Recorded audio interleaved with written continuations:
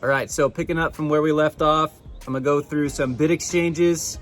We're gonna apply more stain to the floor and we're gonna get this thing sealed up and finished off, so stay tuned. All right guys, I'm just gonna show you real quick how to switch out your HTC diamond head attachment here to a Husqvarna. Pretty basic. You got a couple bolts here. Just pull these guys out.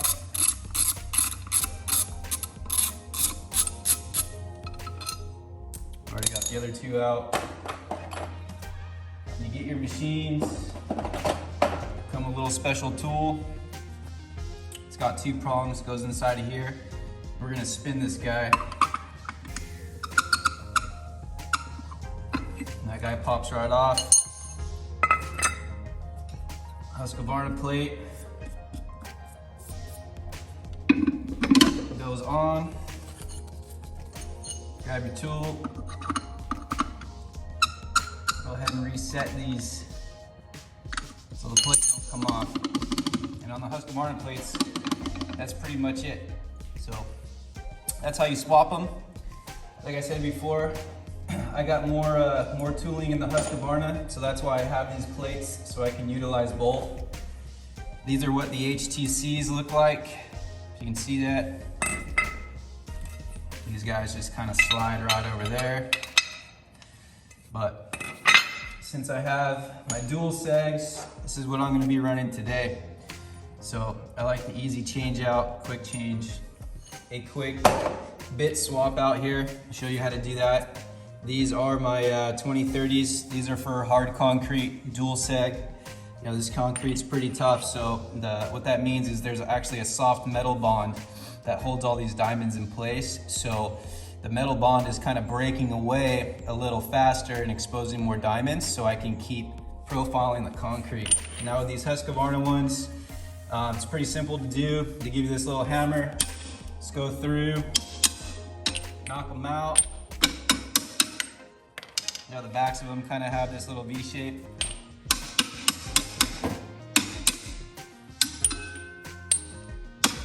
Now when you reinstall these, you want to make sure that you're skipping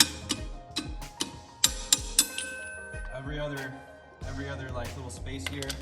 You want your bits to be on your machine evenly, otherwise the thing's gonna jump around, not grind very efficient.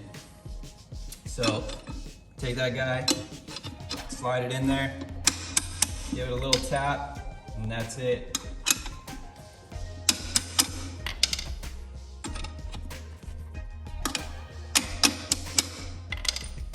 Pretty quick.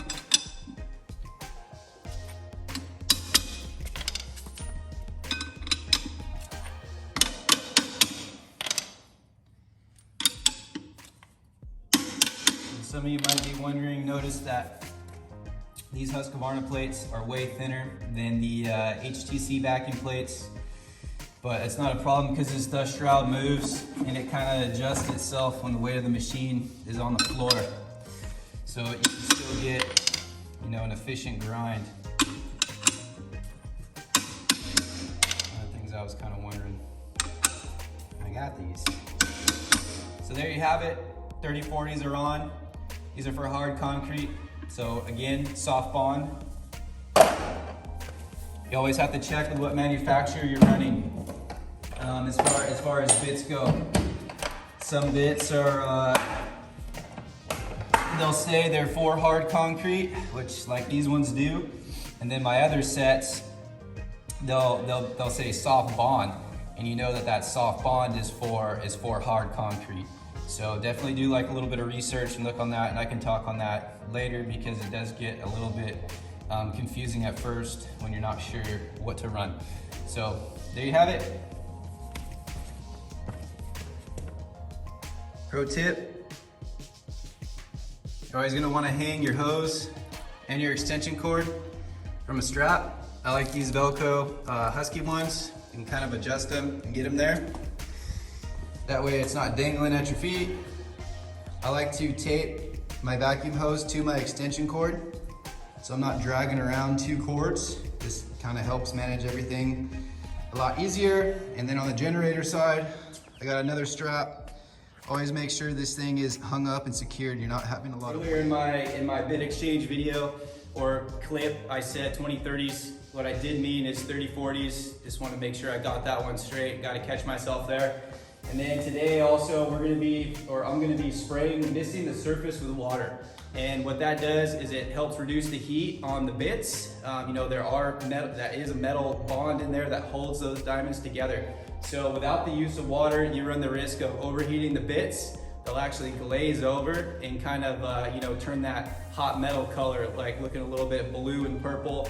And what's gonna happen is you're not gonna be cutting your floor as efficient. So I like to always keep misting, keep those bits cool so I can get an efficient grind.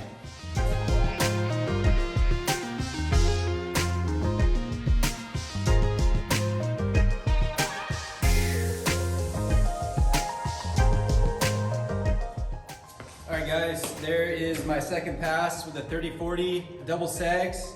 We're gonna be moving on to the 6080s. I did want to point out, I don't know if you saw it during that video, I kind of walked over there and was pointing at the area that I had sprayed pretty heavily with water. And then if you paid attention to the strips that I was laying of water to keep the bits cool from the machine, in front of the machine those were evaporating at a much faster rate than after I'd already passed where that puddle was. And so that kind of gives me an idea of how my stain is going to sit on the concrete when I come to the stain process. And just to get a sense of what it is, when you're running those 20 bits, you're grinding that concrete, you're opening the pores up in the concrete. So it's gonna soak in a lot of that moisture really fast.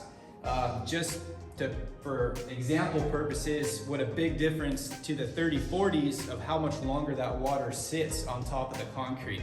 Now, when we're spraying stains, we want it to be able to penetrate, you know, just deep enough to hold. We don't want to completely grind this thing to, let's say, like way over 120 grit to where when you stain it, all your stain is just gonna rest on top of the concrete. It's almost gonna be like a really thin layer of film.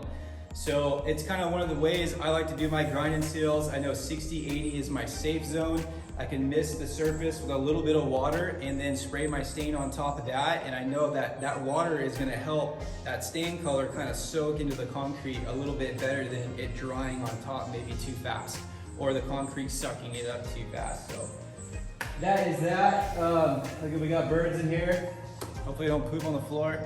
Anyways, I'm gonna get set up for the next the next bit change, and I'm gonna take you guys for a ride. I think I'm gonna set you on top of the machine here.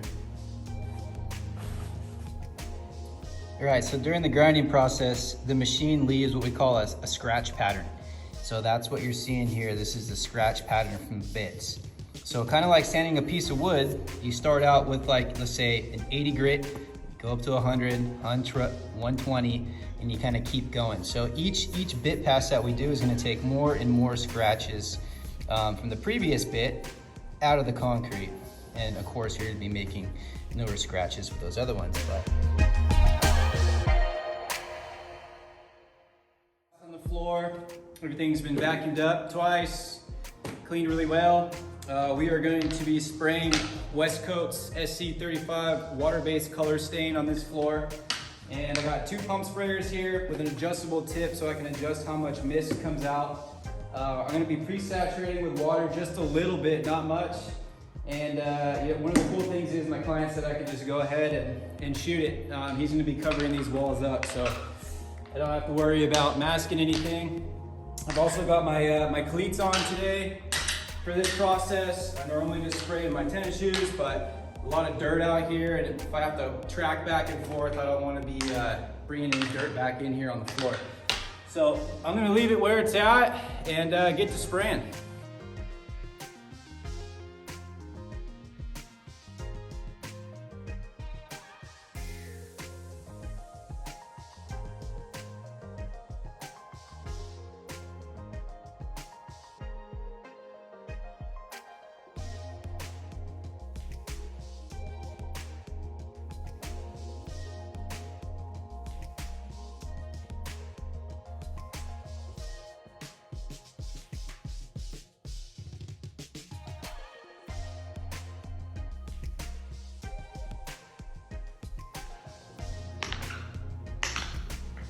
All right, so there's our stain. Still wet over here. Look at this floor is gonna have a lot of cool effects in it. That's kind of why we call it the rustic grind, stain, and seal. So all that's remnants of the old floor that was laid.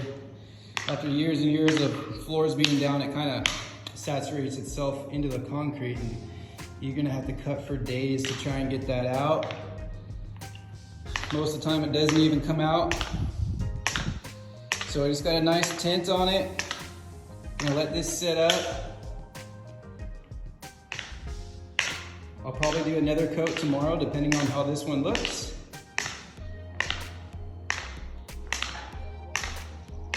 Just to give you an idea, some more old tile marks. So I really like the kind of spider effect that we get with these floors.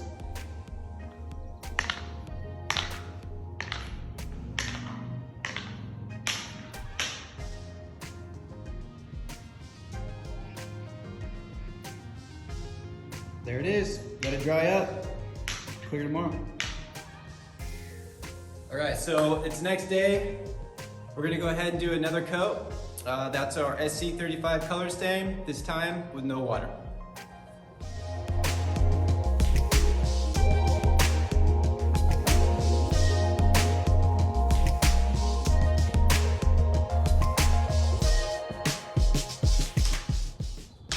So I've got about three coats of color stain on this floor for a total of about 3 gallons. We're working with about 900 or so square feet here. One of the good things about that water-based color stain is you can start out light and kind of keep adding color until you get to a desired finish that you like or what you're looking for. It's one of the reasons that I like the Sc-35. It pretty much allowed me to come through, add color where I wanted it, spray a nice fine mist over everything. And one of the nice things about the grinding seals is it's really letting the concrete kind of speak for itself. You're seeing all that history with the slab. The colors are gonna take differently in certain spots. You're gonna get transparent areas or a ghosting effect where those older tiles were laid. You get to see kind of how the cracks are taking clear, and it just really adds like kind of a nice rustic feel to it. I personally enjoy doing these floors a lot. You never know what you're gonna get. You just kind of keep going for it. So while I'm sitting here waiting for this last coat of color stain to dry up, just wanted to say that we're gonna be using Westcoat's Sc-42 water-based acrylic sealer. This is gonna be our sealer of choice for this project. One of the reasons I chose this is it's easy to apply, it's water-based, I can pump spray it out. It's going to hold up really well in the conditions that this space is gonna be used for. Now, if I wanted to really make this floor pop, I could move on to a different sealer. On this one, the clients wanted to go with more of a natural look. So right then I knew I'm gonna be in a water-based sealer. Anytime you're running a water-based single component or even in a water-based polyurethane, the change in your color enhancement when that sealer goes on is gonna be less. It's gonna create more of a natural look.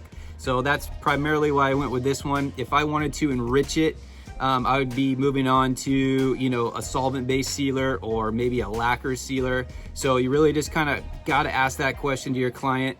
What's your overall, desired look for this floor? If they say, hey, I want it to look natural, right then, boom, I'm on a water-based sealer. So the cool thing is I also have an option later on. Say they wanted to re-clear the floor, I can go ahead and go right on top of this with something different. So it's a pretty versatile sealer. I like it. That's what we're running. Let's get it. All right, so pro tip, mix your sealer really well. Strain it into your pump sprayer. It's got a 1 gallon pump sprayer in here. That way when you're spraying and you stop to pump this thing up, you can just take your wand right into the bucket, let it off in the bucket, go ahead and pump your pump sprayer and then continue working. If you get a clog in the tip, same thing, immediately in the bucket, unscrew the tip, blow the end out, blow any debris that is stuck in there, just into the bucket. That kind of saves you from having to stop what you're doing, run off the floor, clean your clog, and then come back to work. You can just do it all in place right there as you're going.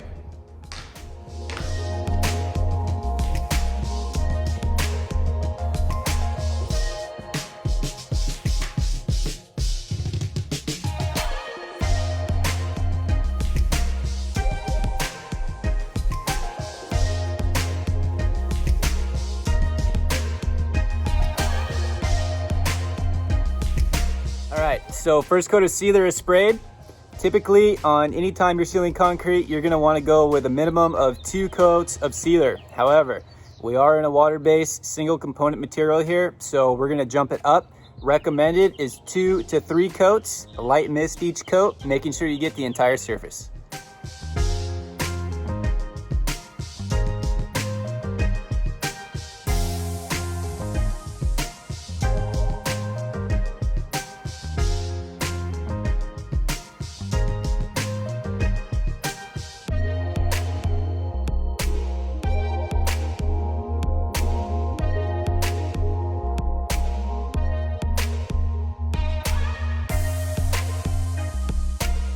So there was coat 2. One of the benefits about using this sealer or a like product is typically, you know, I'm about 85 degrees right now, 85 degrees. I can get back on this floor in about 25 minutes. So I have very little downtime to get those 3 coats completed in like 1 day. So that's super convenient.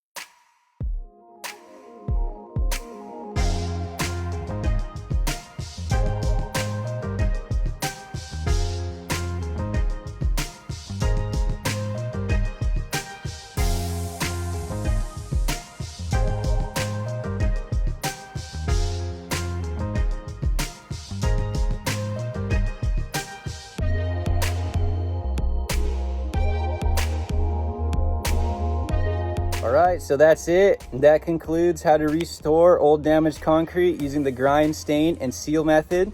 Now, what you saw in this video was just one way to accomplish these floors. It's a little bit of the cheaper version. If you wanted to take it to the next level, you could use like an acetone base stain or a fast stain. You know, Westcoat can provide that for you guys. And then I would top it with a solvent base. Probably polyurethane, and really make this floor pop. You can add epoxy on top of it to give the floor a little bit more bulk and just glass it out if you're looking for that, you know, real high-end finished look. For this particular one, we are on the rustic, water-based, natural look, so that's why we chose this way. But they're cost effective. They don't take too long to install. This was about 16 hours or so of actual work, 1,000 square feet, give or take, 900, 1,000.